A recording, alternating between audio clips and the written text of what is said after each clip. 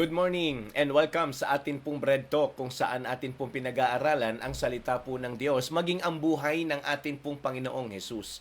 Well, para po sa mensahe na pinagkaloob sa atin ng Panginoon ngayong pong umaga, ito po ay nasa Jeremiah chapter 8 verses 8 to 9. Ito po ang sabi ng mga talata. How do ye say, we are wise, and the law of the Lord is with us? Lo, certainly in vain made he it. The pen of the scribes is in vain. The wise men are ashamed.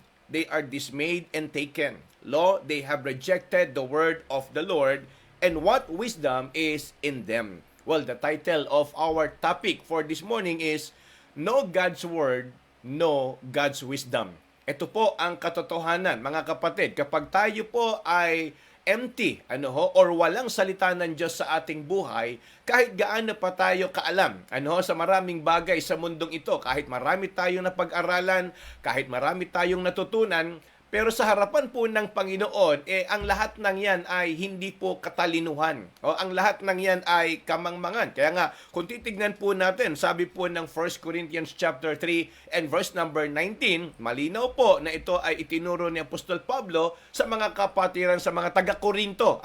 Sila po kasi umaangkin sa kanilang sarili na sila raw matalino at magaling sa kanilang buhay. Tingnan po ninyo, anong sabi ng talata? For the wisdom of this world is foolishness with God.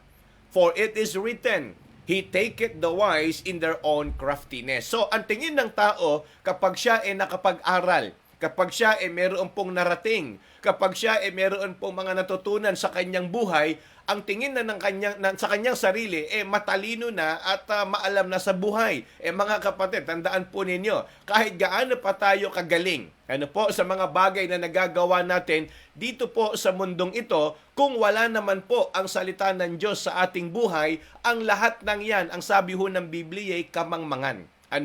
Sa harapan ng Panginoon, hindi ho natin yan pwedeng ipagmalaki. Sa harapan ng Diyos, hindi po yan tatayo. Para masabi nating makakapambuhay na tayo ng tama at makakagawa na tayo ng kalooban po ng Panginoon. Tandaan po ninyo, higit pa rin ang kaalaman ng salita ng Diyos sa mga bagay na pwede nating matutunan dito po sa mundong ito. Tandaan po ninyo, para sa Panginoon, ang katalinuhan ng sanlibutan o ng mundo ay kamangmangan. Yan po ang tingin ng bayan ng Panginoon sa kanilang mga sarili. Bakit po? Kasi kung babalikan natin, yung dalawang talata, verses 8 to 9, kasi yun po yung nagpapakita na sila po nabubuhay ng may katalinuhan. Pero ang totoo, hindi naman. Kasi balikan lang po natin.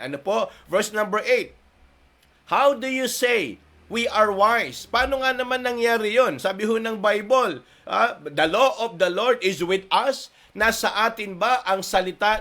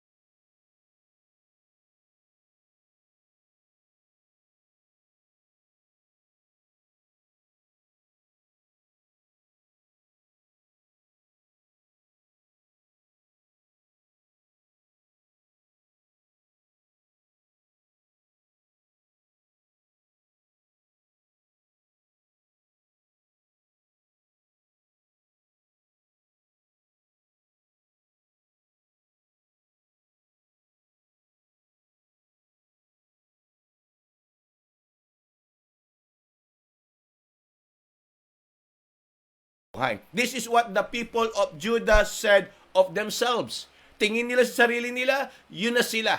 Kaya nila at alam na nila ang Biblia, alam na nila ang kautusan. They were deceived. that they actually believe that they were wise and they walk according to the law of the Lord. Yan ang akala nila.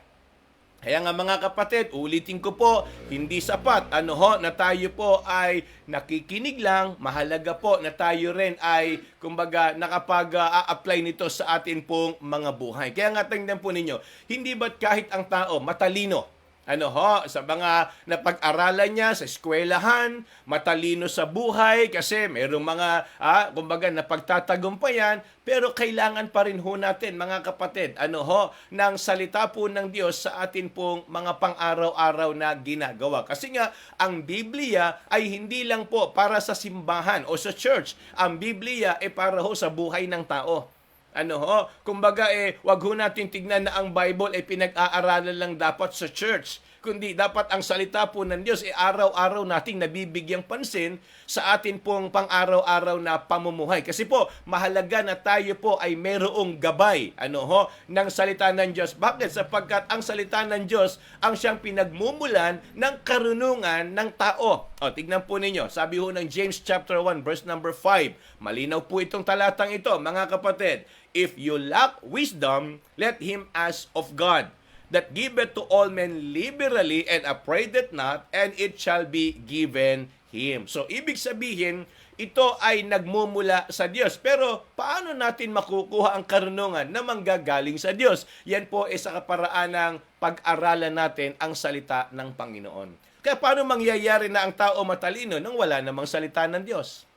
Paano siya mamumuhay ng tama kung wala namang Word of God? Kaya nga mga kapatid, mahalaga po na tuwing umaga, samahan po ninyo ko sa atin pong ginagawang pag-aaral ng salita po ng Panginoon. Ito po ang kanilang kalagayan. Mga kapatid, ito ho ang ating magandang pag-aralan. Number 1, their folly. Imagine po ninyo, mga kapatid, wag na wag ho natin titignan na yung sarili natin para bang tingin natin magaling na tayo. Hindi ho porket tayo may pinag-aralan, hindi ho porket tayo po may narating, tingin na ho natin, alam na ho natin ang lahat. So ito ho ang malaking pagkakamali nila. Alam nyo kung bakit? Tingnan nyo yung sinabi ng Bible. Psalm chapter 119, verse number 72. Ayaw kasi nila na salita ng Diyos tingnan po ninyo, sabi ng talata, the law of thy mouth is better unto me than thousands of gold and silver. So kung talagang matalino ang bayan ng Panginoon, bakit inaayawan nila yung pwedeng pagmula ng karunungan? Kasi ang totoong matalino, nakikinig. Ang totoong matalino, nag-aaral. Ang totoong matalino, naniniwala at sumusunod sa itinuturo. So kaya nga mga kapatid, paano tayo tatalino kung hindi tayo open-minded? Paano tayo tatalino kung hindi bukas ang isip natin sa pagkatuto? Mga kapatid, ito ho ang sabi ng Bible. Kung talagang matalino sila at ang sabi ng Bible, ang salita daw ng Diyos higit pa sa libo-libong ginto at pilak, pero bakit nila pinagpapalit? Tingnan nyo mga kapatid, tayo rin ho. Kung naniniwala tayo na tayo may pinag-aralan, kung tayo po matalino, bakit ang tingin natin sa salita ng Diyos parang mababaw lang o simpleng libro lang? Mga kapatid, kung matalino tayo, pahalagahan natin ang Word of God. Kasi nga, yan ang pinagmumulan ng karunungan. Yan ang susi ng atin pong pagtatagumpay. Sabi nga ng Joshua chapter 1 verse number 8, this book of the law shall not depart out of your mouth. So bakit? Sapagkat itong aklat na ito ang magdadala sa iyo sa katagumpayan. Sabi ho ng Bible, take note, good success. Good success. Hindi to basta magtatagumpay ka lang, kundi mabuting pagtatagumpay. Kaya nga, kung matalino ang tao, hindi niya babaliwalain ang salita ng Diyos. Maniwala po kayo. Pwedeng ang tao nagmamarunong sa kanyang sarili, kaya binabaliwala niya ang salita ng Panginoon. But in the sight of God, sabi ho ng Bible, yan kamangmangan sa harapan ng Diyos. Kaya wag ho nating maramdaman sa sarili natin na kapag tayo po may napag-aaral, natututo sa buhay, ang tingin natin parang hindi na ho natin kailangan yung Word of God. Mga kapatid, wag na wag ho nating maramdaman yan sapagkat yan kamangmangan sa harapan po ng Panginoon. Hindi ho natin masasayod at maaarok ang karunungan ng Diyos. Kaya nga, sana lagi ho tayong merong pakiramdam na hinahanap natin yung Word of God every day. So, they're folly. yung kanilang kamangmangan. So imagine po ninyo kung matalino, bakit binabaliwala at nire-reject yung salita ng Panginoon? Samantalang yun ang susi at pinagmumulan ng karunungan. Pangalawa, not only their folly, but also their frowardness. They are stubborn. Bakit? Sabi ho ng Bible, kung babasahin nyo ho, yung whole chapter 8 na ito, mga kapatid, dito nyo makikita na pilit na ipinapaalala sa kanila ng Panginoon na wala silang pwedeng ipagmalaki, wala silang pwedeng ipagmataas sa harapan ng Panginoon. Yung kanilang kalagayan dahil lamang sa Panginoon at yung kanilang nagagawa bunga yan ng mga ibinibigay ng Diyos sa kanilang karunungan. Pero ganun pa man, ang tingin nila, magaling sila. Tandaan nyo mga kapatid, mahirap makita at di natin dapat makita na ang sarili natin, sabi nga ni Apostle Paul, huwag mong tignan na ikaw maayos na at matatag. Dahil anumang oras, pwede tayong bumagsak. Anytime, pwede tayong magkamali. Anytime, pwede tayong kumbaga, mawala sa kalooban ng Panginoon. Huwag mong tignang matatag ka dahil kapag dumating ang pagsubok, dumating ang tukso, baka hindi mo kayanin kapag wala sa iyo ang karunungan ng Panginoon. Kaya napakahalaga. Alam niyo po, ang nakita ko rito, yung kanilang katigasan.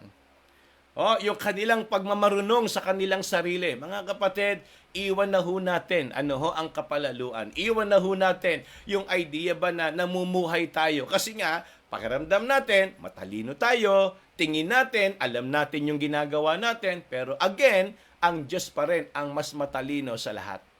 Ang Diyos pa rin ang nakakaalam ng nangyayari ng lahat. Kaya nga mga kapatid, ito po ang kalagayan ng bayan ng Panginoon. Kaya nga nire-reject nila yung Word of God, matalino kami. Kaya binabaliwala nila yung salita ng Diyos, yung payo ng Panginoon, nakapag-aral kami. Mga kapatid, kahit ano pa ang naabot natin, kahit ano pa ang ating natutunan sa mundong ito, kailangan pa rin ho natin ng guidance ng salita po ng Panginoon. Sapagkat dyan po nanggagaling ang karunungan ng Panginoon. And last but not the least, their failure. Tignan nyo mga kapatid. Diba, sabi ho ng Bible, the law of thy mouth is better unto me than thousands of gold and silver. So imagine po ninyo, kung ang hinahanap natin sa buhay, kayamanan, lahat naman ho tayo, tingin ko po sasang-ayon dito. Kahit pa paano, gusto ho nating umangat sa buhay. Kahit pa paano, gusto nating makaranas ng, alam nyo ho, ng kayamanan ng mundo. Hindi ho masama na tayo po ay umasenso. Hindi ho masama na tayo po yumaman. Hindi ho masama na tayo po ay umangat sa ating pamumuhay. Ang masama, yung makalimot ho tayo. Kasi pwede namang inaangat tayo ng Panginoon na ang tinitignan pa rin natin, Panginoon. Pwede namang tayo po yumayaman na ang tingin natin, ang Panginoon ang nagpapayaman. Pwede namang ang Diyos, ang kalagayan natin, nakikita natin gumaganda, pero ang tingin natin doon, Panginoon ang nagpapaganda. So, ang ibig ko sabihin mga kapatid, alin man po doon, huwag nating makalimutan na ang dahilan ng lahat ng atin pong magandang nararanasan, dahil po yan sa Panginoon. But ang problema sa kanila, dito ho sila, kumbaga pumalpak, dito ho sila nagkamali. Alam niyo kung bakit? Nung sila po ay nakaranas ng magandang kalagayan, ang tingin nila, sila na yon, hindi na ang Diyos. Kung tutuusin, sila nga po hahatulan ng Panginoon. Kung tutuusin, sila po parurusahan na. Tignan nyo mga kapatid, basahin nyo kung may pagkakataon kayo. Yan ang nais ng gawin na sa kanila ng Panginoon. Pero, dahil po ang Diyos natin maibigin, ang Diyos po natin ay Diyos ng biyaya at habag. Mga kapatid, hanggat maaari, ginagawa ho ng Diyos na tayo po ay unawain sa atin pong katigasan ng ulo. Laging ang Diyos nandyan para tayo intindihin sa mga mali nating nagagawa. Yun nga lang, wag ho nating tignan na kapag tayo po nasa maayos na kalagayan, ang tingin natin tayo na yon. Tandaan po ninyo, Diyos pa rin ang talagang susi ng lahat sa buhay po natin. Kaya nga, eto ho ang kanilang naging kalagayan. Ulitin ko po, no God's Word, no God's wisdom. Pwedeng matalino ka, magaling ka magsalita, may pinag-aralan ka, pero sa harapan ng Panginoon, ang lahat ng yan, kung gagamitin mo lang sa pansarili mo at tutungtungan mo para sa ikatatayog ng iyong pakiramdam, ang lahat ng yan kamangmangan. Sabi ho ng Bible, hindi ho natin pwedeng pagmalaki ang karunungan ng sanlibutan. Kaya nga para po sa ating paglulundo, sabi ho ng Proverbs chapter 16 verse number 25, there is a way that seemeth right unto a man, but the end thereof are the ways of death. tingin natin maganda, tingin natin maayos, pero ang ending pala nito ay kapahamakan. Mga kapatid, huwag yung paningin natin ang maging gabay natin sa ating buhay. Kundi ang dapat nating maging gabay sa pang-araw-araw nating pamumuhay ay ang salita ng Panginoon. Sapagkat yung isip natin, yung paningin natin, pwedeng magkamali. Pero ang salita ng Diyos, hindi magkakamali. Amen? Kaya nga sana sa umagang ito, tunay po na tayo ay napagpala at natuto ng salita ng Panginoon. Samantala, ito po ang ating trivia. Saan po inahalin tulad? Nahigit pa sa bagay ng mundong ito ang salita ng Panginoon. Sinabi po yan sa binasa nating talata, thousands of blank and blank.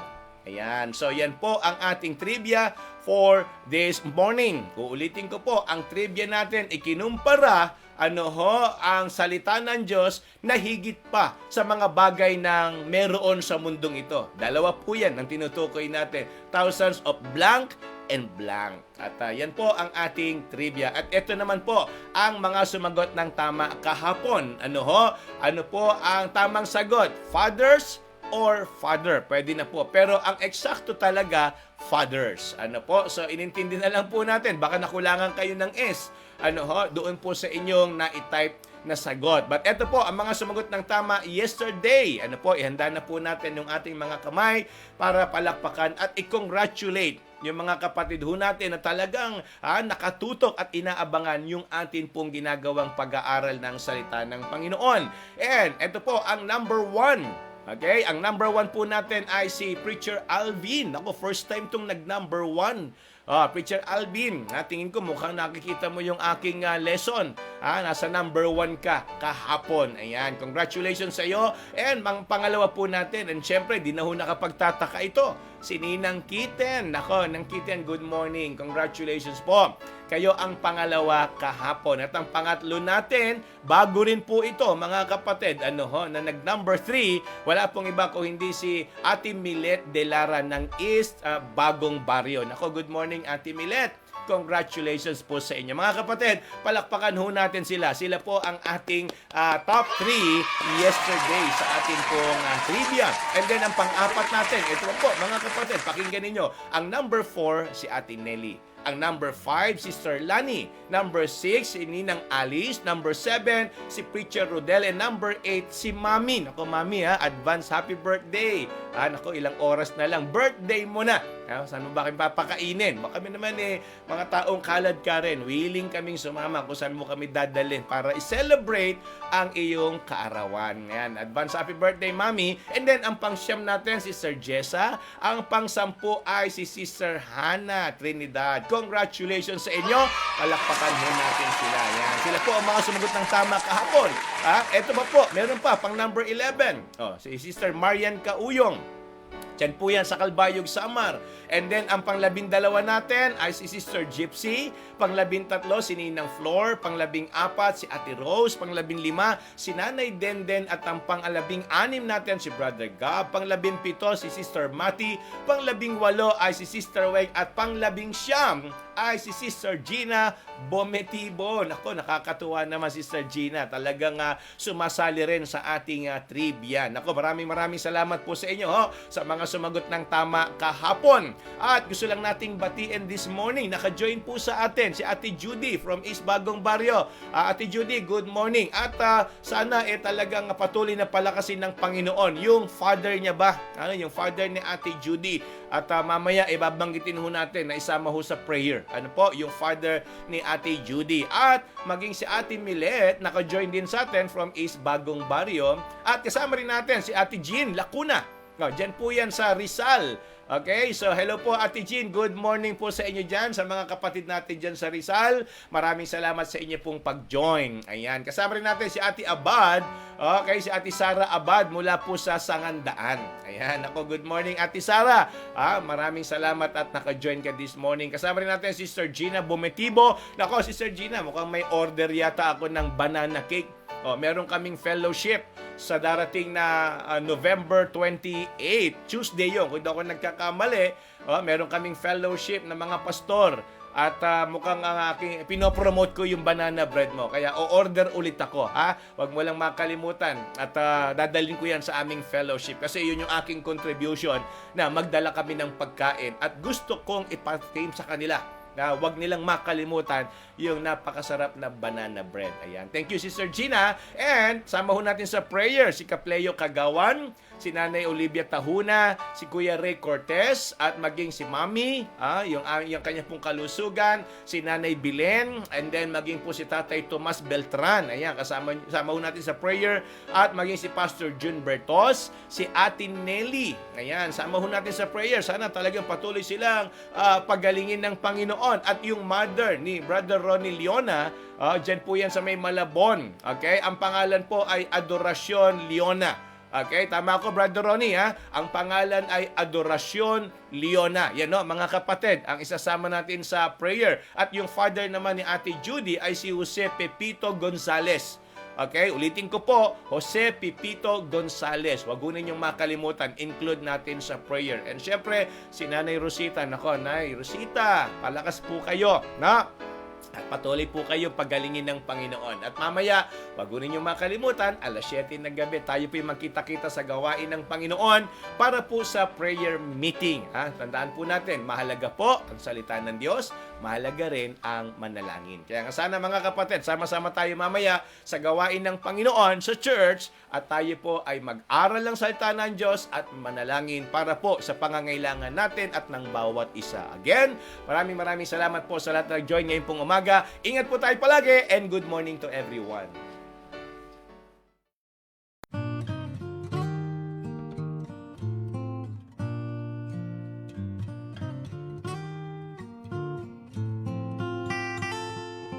Father of lights, giver of gifts, there is no shadow in you. Author of life, fountain of grace, each morning your mercies are new. And you never change, and you never lie. Age to age you are the same. I will trust in you, all your faithfulness, for I know you never change. Father of love, source of all good, tower of strength and my shield. When you gave your son for those who rebel, your love for the world was revealed. And you never change, and you never lie. Age to age you are the same. I will trust in you, all your faithfulness, for I know you never change.